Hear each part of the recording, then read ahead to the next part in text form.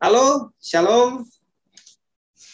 Terima kasih untuk memberikan waktu kepada saya untuk bisa berbagi pengalaman hidup saya. Saya Halter, saya asalnya dari Papua. Pada saat ini memang saya bertempat tinggal di Jakarta.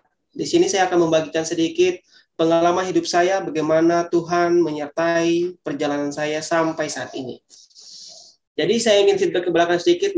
Di tahun 2010, saya berkuliah di Papua, yang dimana saya di situ ada suatu komitmen atau memberikan suatu statement kepada Tuhan bahwa saya ingin menyerahkan hidup saya kepada Tuhan untuk melakukan pelayanan.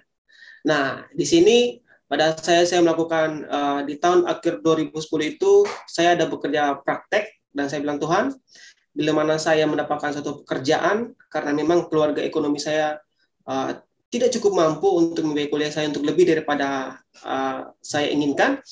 Tetapi di sini saya punya komitmen untuk saya menyerahkan benar-benar bagaimana Tuhan, saya ingin coba Tuhan, apakah Tuhan bisa jawab saya punya doa atau tidak. Nah, di sini saya bilang sama Tuhan, kalau memang Tuhan mengizinkan pada saya selesai yudisium, atau tidak sampai wisuda ya, tapi yudisium, saya ingin mendapat pekerjaan, itu sungguh luar biasa. Sehingga ceritanya, saya ingat di bulan Agustus 2010 jam 12 siang, saya selesai yudisium.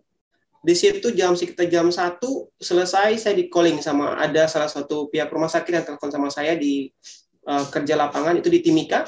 Dia menyatakan begini, Halter, apakah kamu sudah selesai? Saya bilang, oh sudah Pak, sudah. Kemudian bagaimana? Apakah masih tertarik bekerja di sini? Di situ jujur pada saat waktu PKL itu saya tidak tahu nanya proses pengambilan darah segala macam. Di situ saya belajar semua dan saya menunjukkan effort. Nah, dia bilang oh saya mau Pak. Oke, kalau begitu nanti besoknya kita kirim tiket langsung berangkat ya. Wah, itu saya bilang nanti, wah cepat sekali doa saya terjawab. Nah, tetapi di situ saya mengingat bahwa saya punya satu janji kepada Tuhan. Saya ingin melakukan pelayanan dan saya negosiasi sama yang bersangkutan kepala laboratoriumnya. Dibilang ini, saya bilang, Pak, boleh enggak saya naiknya di tahun 2011 di akhir? Lah, loh kenapa? Saya harus melakukan satu yang sudah berjanji dalam saya punya diri sendiri. Oke, singkat ceritanya dia berpikir, oke ya udah kamu kirim aja dulu, kamu punya ijazah segala macam ke sini, nanti kamu next kita akan fasilitasi semua. Dan saudara-saudara tahu, pada saat itu juga selang beberapa hari ke depan ternyata ada banjir bandang di Waisor, itu di Papua Barat, yang dimana kita bersama pendeta, ada yang dari tim, terutama di Jayapura, kita melakukan pelayanan ke sana. Nah, di sana kita menggunakan kapal laut, kita kumpulkan semua bahan-bahan makanan untuk bantuan di Waisor. Saudara, yang saya dapatkan di sana, saya benar-benar sukacita, karena yang pertama, saya mendapatkan syukuran kepada Tuhan, yaitu Tuhan menjawab doa saya. Yang kedua, pada saat Tuhan saya menjawab doa saya ingat di nyanyi saya ingin melakukan pelayanan dulu sebelum saya bekerja. Dan disitulah saya melakukan pelayanan di Waisor. Saya melihat di sana bagaimana banjir yang meratakan semua rumah. Nah, situ saya datang dan bersama tim melakukan pelayanan sampai selesai, dan di akhir tahunnya saya diizinkan untuk kembali untuk naik bekerja di sana. Bekerja di rumah sakit ya, sampai sekarang kira-kira 7 tahun saya bekerja. Dan di mana saya berbilang sama Tuhan, terima kasih atas semua yang Kau berikan. Saya tidak bisa mengembalikan semuanya itu, tetapi saya hanya bisa mengembalikan dengan pelayanan saya, dengan ucapan syukur saya, sehingga saya bisa memberikan ini kepada Tuhan.